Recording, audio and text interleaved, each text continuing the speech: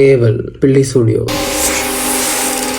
இப்போ வாங்க இந்த படத்தோட கதையை பார்ப்போம். கதை தொடக்கத்திலே பார்த்துக்கிட்டீங்கன்னா, நம்ம கதாநாயகி ஸ்கூல் படிக்கிற பொண்ணு. அவங்களுக்கு ஒரு தம்பி இருக்கிறான், அப்பா அம்மா 4 பேரா இருக்கிற இந்த குடும்பம் ஒரு அழகான ஒரு குடும்பம். அம்மா பார்த்துக்கிட்டீங்கன்னா சொந்தமா ஒரு செலூன் வச்சிருக்காங்க. அப்பா வந்து ஒரு இடத்துல வேலை செஞ்சுட்டு இருக்காரு. இப்படியே இந்த குடும்பம் போயிட்டு இருக்கும் போது எப்பவும் போல அம்மா வந்து காலைல செலூனுக்கு போயிடுறாங்க. அன்னைக்கு அவங்க அப்பா என்ன பண்றாரு, வீட்டுல இருக்கிறாரு. தம்பிக்கு வந்து ஸ்கூல்ல வந்து ஏதோ வந்து விளையாட்டு இருக்கு. அப்ப கதாநாயகி கூட தான் அனுப்பி வைக்கிறாரு. தம்பி விளையாண்டுகிட்டு இருக்கும்போது கதாநாயகி திடீர்னு வயித்த வலிக்குது. அப்ப வந்து நேரா தம்பி கிட்ட சொல்றாங்க, எனக்கு வயித்த வலிக்குது, நான் வீட்டு வரைக்கும் போயிட்டு வரேன் அப்படின்னு சொல்லிட்டு வீட்டுக்கு வராங்க. கதவு திறந்து பார்த்தா அவங்க அப்பா வேற ஒரு பொண்ணோட ஒண்ணா இருக்கிறாரு.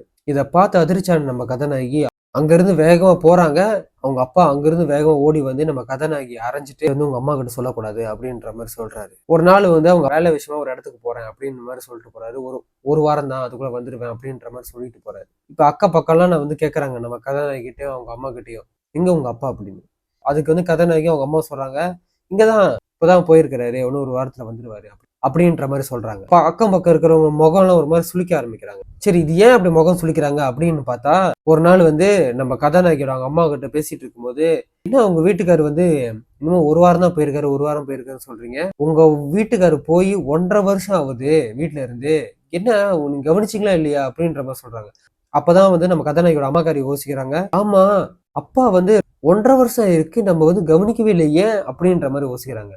சரி, நான் போய் அப்பாவை தேடிட்டு வரேன்ற மாதிரி வீட்டுல இருந்து வெளியே வரேன்னு திடீர்னு பார்த்தா இப்ப புருஷன்காரன் வரான் வீட்டுக்கு. கேக்குறாங்க, என்னது 1.5 வருஷம் நீ எங்க போன அப்படின்ற மாதிரி கேக்குறாங்க. ஒரு பதிலும் சொல்ல மாட்டேங்கிறான். நீ என்னமோ தேடுறான். வந்து பொண்டாட்டி வந்து கேக்குறாங்க, இப்ப என்னத்த தேடுற அப்படின்ற மாதிரி கேக்குறாங்க. அதுக்கு வந்து அவன் சொல்றான், எனக்கு இந்த வீட்டோட பத்திரம் வேணும் அப்படின்ற மாதிரி சொல்றான். அதுக்கு அவங்க சொல்றாங்க, இது உன் வீடு கிடையாது, இது என்னோட வீடு அப்படின்றாங்க.